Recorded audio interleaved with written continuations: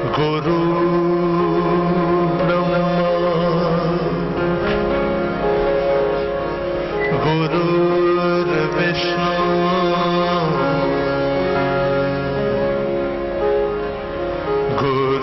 गुरुर्देवो महेश्वरा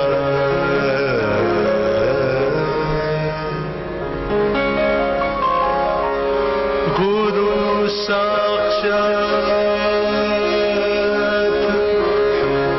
परब्रह्मा तस्मै श्री गुरवे नमः।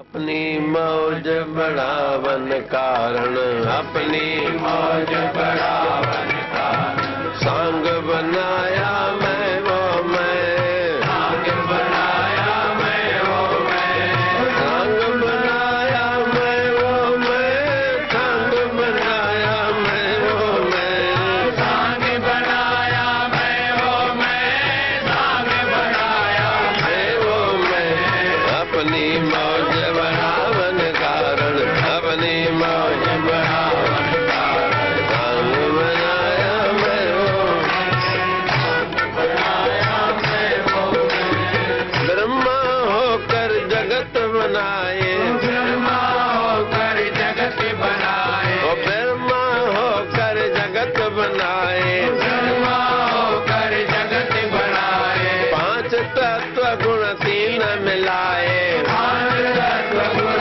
तीन मिलाए पांच तत्व गुण तीन मिलाए पांच तत्व गुण तीन मिलाए रंग रचाया मैं वो मैं रंग रचाया मैं वो मैं रंग रचाया मैं वो मैं अभी बोलो रचाया मैं वो ओ रंग रचाया मैं वो मैं रंग रचाया मैं वो मैं अपनी मौज बढ़ावन कारण अपनी मौज बढ़ावन कारण रंग बनाया मैं वो मैं रंग बनाया मैं वो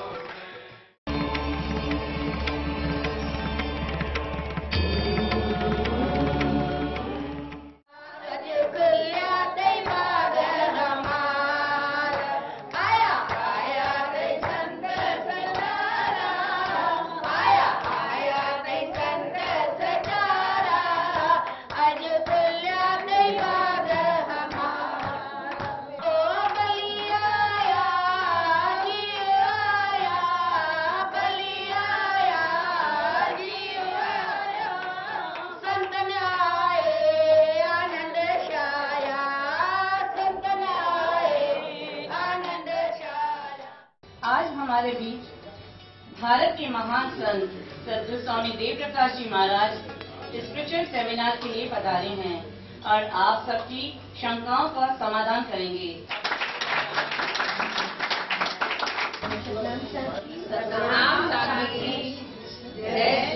Since time immemorial, sun has been the source of light, and with his light, all of our days start.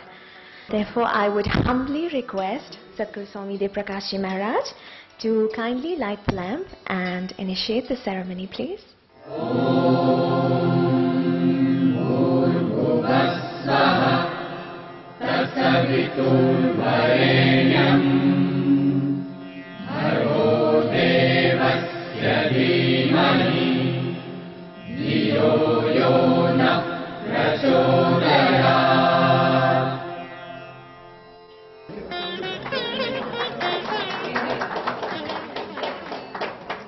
Flowers have always been known as a symbol of love and respect. May I please request to call upon Mrs. Janki Ramchandani to present a garland of flowers to our Sadhguru Swami Dev Prakash Ji Maharaj.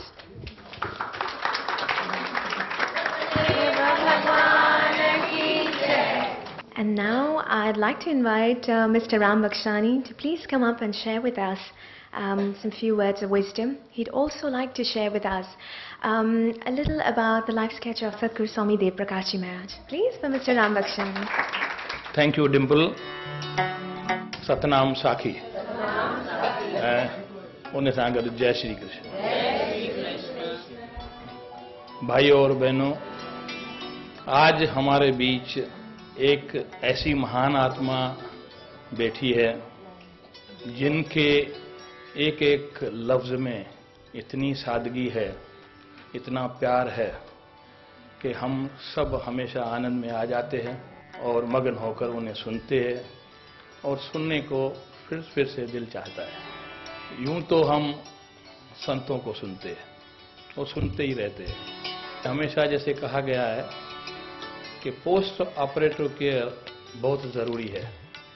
Operation करने के बाद ये ज़रूरी हो जाता है कि उसकी संभाल की जाए।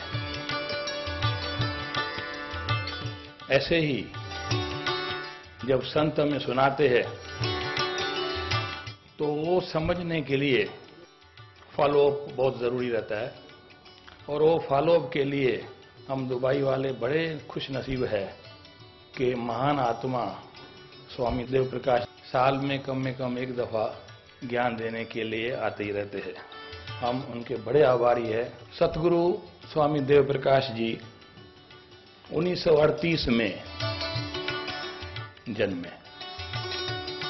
भगवान ने शायद 1 जनवरी नए साल के दिन तोहफे में दिया। इससे बड़ा तोहफा दुनिया के लिए हो ही नहीं सकता।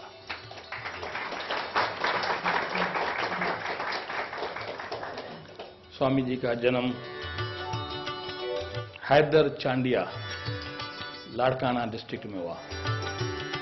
हुकूमत राय इनके पिताजी का नाम था, तुलसीबाई इनके माताजी का नाम था और ये 5वें पुत्र थे। इनका नाम था सन्मुखलाल। इनके पिताजी हुकूमत राय जी भी बड़े भगवान के मानने वाले थे और हर सुबह में श्रीमन नारायण नारायण का जाप करके पूरी दुनिया को जगाते थे, पूरे शहर को जगाते थे। उसके बाद तो देश का बंटवारा हो गया। सब भारत वासियों को अपना अपना प्रांत मिला, लेकिन सिंधियों को शरणार्थीपन मिला। वो भी उनके नसीब में था और मातृभूमि को छोड़कर वो पितृभूमि में आ गए और पूरे भारत में छा गए। सन्मुखलाल जी भी अपने परिवार के साथ हैदराबाद से रेलगाड़ी में मारवाड़ पहुंचे। पहले दुलिया गए, फिर आगरा गए और 1949 में उल्लासनगर आए। वहां स्कूल में जाना शुरू किया, लेकिन किताबों में उनकी रुचि नहीं थी। उनकी रुचि देववाणी संस्कृत भाषा में थी। वो वक्त था जब सद्गुरु स्वामी शांति प्रकाश भी उल्लासनगर पहुंचे और सिंधु नगर 5 में स्वामी टेवराम प्रेम प्रकाश आश्रम की स्थापना की।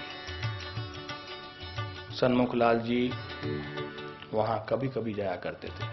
1953 में सन्मुखलाल जी ने हमेशा के लिए सद्गुरु स्वामी शांति प्रकाश जी से जुड़ गए और सन 1954 में 1 साल के बाद सद्गुरु स्वामी शांति प्रकाश महाराज ने बालक सन्मुखलाल जी को संस्कृत भाषा का अभ्यास करने के लिए काशी भेजा। ये बताता है कि कितनी दिल थी सद्गुरु स्वामी शांति प्रकाश की सन्मुखलाल जी के साथ। और ब्रह्मचारी सन्मुखलाल जी 10 वर्ष काशी में रहकर और संस्कृत का गहन अध्ययन करके बड़ी बड़ी उपाधियां लेके स्वामी टेवराम प्रेम प्रकाश आश्रम सिंधु नगर लौटे। इस हिसाब से स्वामी देव प्रकाश जी PhD है, लेकिन अपने को डॉक्टर कहलाते नहीं है। संस्कृत आचार्य जो PhD के हाईएस्ट डिग्री।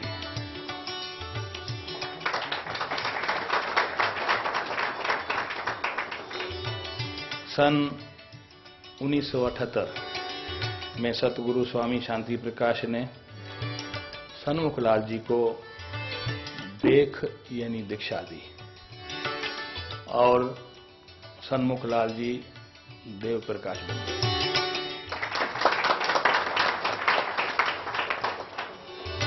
इस तरह स्वामी देव प्रकाश सतगुरु स्वामी शांति प्रकाश के साथ जुड़ गए और 1992 में जब सतगुरु स्वामी शांति प्रकाश ने महासमाधि ली तो स्वामी देव प्रकाश जी को स्वामी शांति प्रकाश आश्रम ट्रस्ट का अध्यक्ष बना दिया गया। बस उसके बाद तो परम पूज्य स्वामी देव प्रकाश जी दुनिया के कोने कोने में जाकर नाम जपते हैं, नाम जपाते हैं और प्रेम प्रकाश मंडल का झंडा झुलाते हैं। मुख में राम, हाथ में काम, चलते फिरते बोलो राधे श्याम।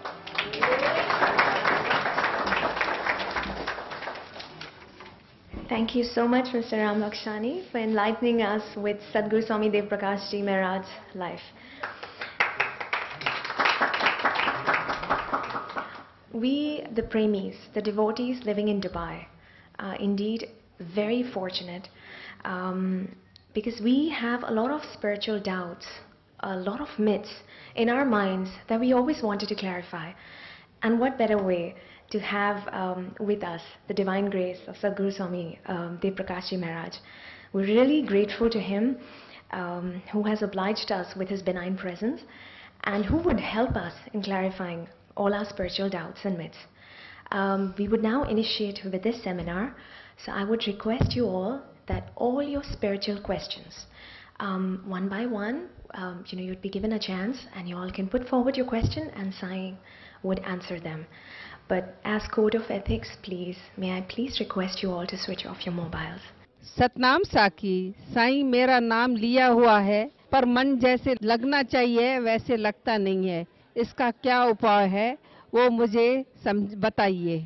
सिर्फ आपका ही प्रश्न नहीं है, पूरे विश्व का प्रत्येक जिज्ञासु का यह प्रश्न रहता है कि हमें जितना चाहिए वह मन नहीं लगता है, लेकिन यह ऐसा समझना चाहिए कि ये जिज्ञासु की पहचान है कि उसको मालूम होता है कि कम से कम मेरा मन नहीं लगता है, और जो जिज्ञासु नहीं है उसको तो मालूम ही नहीं पड़ता है कि मन क्या है, क्या लगना चाहिए, क्या नहीं लगना चाहिए। इतना भी यदि ज्ञान होता है, कुछ पछतावा होता है उसके लिए मन में कि हमको लगना चाहिए, तो यह भी बहुत अच्छा है।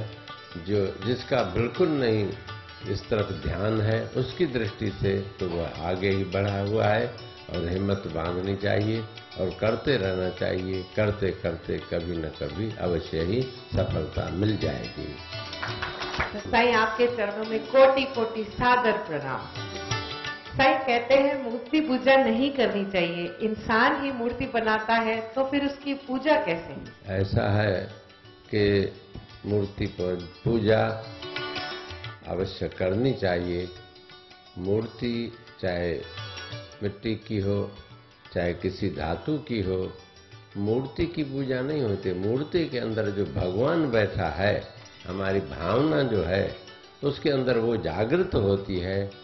वैसे तो हम भी शरीर ये मिट्टी का है, लेकिन इसके अंदर रहने वाली जो चेतन शक्ति है, उस चेतन शक्ति के द्वारा उस चेतन शक्ति के अंदर में भाव जगता है, उसके अंदर प्रकट होता है, उत्तर भी मिल जाता है और प्रसन्नता भी होती है। उस मूर्ति के अंदर बहुत बड़ी शक्ति होती है। जैसे आप इतिहास पढ़े होंगे, रामचरितमानस के अंदर भी आया है कि मूर्ति हंसती हैं और प्रसन्न होती हैं, रोती भी हैं जब कभी ऐसी घटनाएं हमारे आपके सामने आती हैं। तो उसका तात्पर्य इतना है कि वहां तक ही रुकना नहीं है, आगे भी कुछ चीज है। जैसे लड़की की शादी अभी नहीं हुई है, तब तक गुड़ियों से प्यार करेगी, छोटे छोटे खिलौने से प्यार करेगी। जब शादी हो जाएगी तो वह गुड़ियों का उतना महत्व नहीं समझेगी। अपने सच्चे बच्चे जब पैदा हो जाएंगे तो उसके साथ प्यार करेगी और मूर्ति के साथ उसका उतना महत्व नहीं प्रतीत होगा। लेकिन शुरुआत वाली अवस्था में मूर्ति पूजन मेरे ख्याल से आवश्यक है, होना चाहिए।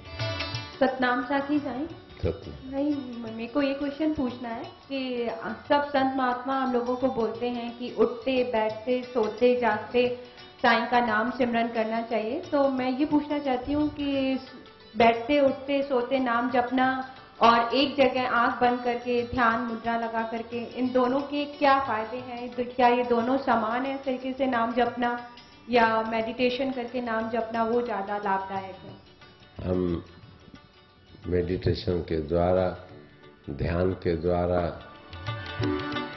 अंदर चले जाते हैं, नाम स्मरण करते हुए दिव्य दर्शन होता है, मन को बहुत बड़ा बल मिलता है, वह भी आवश्यक है।